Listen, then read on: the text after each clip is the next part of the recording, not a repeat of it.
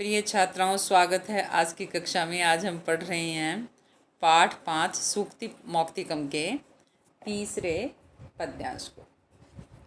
तो इसमें आप देखिए, वो कहते हैं कि प्रिय वाक्य प्रदानेन सर्वे तुष्यन्ति जन्तवः तस्माद् तदव वक्तव्यम वचने का दरिद्रता।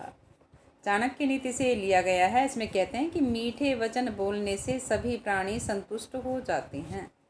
तो मीठे वचन बोलने में क्या हानि? आप यहाँ देखिए, ये सरलार्थ दिया गया है कि इस संसार में प्रिय वचन बोलने से सभी प्राणी संतुष्ट होते हैं, इसलिए मधुर वचन ही बोलने चाहिए। मधुर वचन बोलने में कैसी गरीबी। तो ये आपकी समझ में आ गया। ये इसका प्रसंग है कि यहाँ से, इस ग्रंथ से और इस पाठ से ये लिया गया है श्लोक। देखो, ये इसका भावार्थ है। मीठी वाणी के महत्व से सभी परिचित हैं। मीठी वाणी के कारण ही कोयल सबकी प्यारी होती है, किंतु कड़वे बोली के कारण ही कोई पसंद नहीं करता। इसी प्रकार मधुरभाषी व्यक्ति सबको अच्छा लगता है। मधुरभाषी व्यक्ति सबको अच्छा लगता है तथा सभी उससे प्रसन्न होते हैं।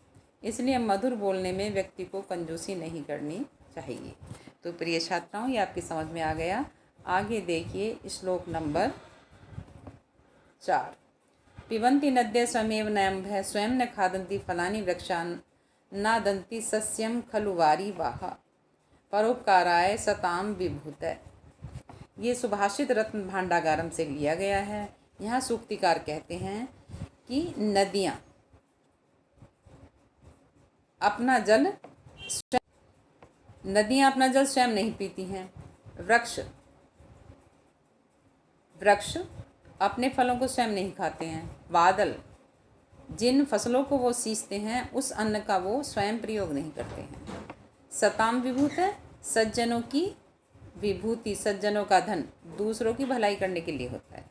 आप यहाँ से देखिए, नदियाँ अपना पानी स्वयं नहीं पीती, वृक्ष अपने फल स्वयं नहीं खाते, बादल निश्चय ही जिस अन्न को पैदा करते हैं उसको स्वयं नहीं खाते। सज्जनों की संपत्तियाँ किसके लिए होती हैं? दूसरों के उपकार के लिए।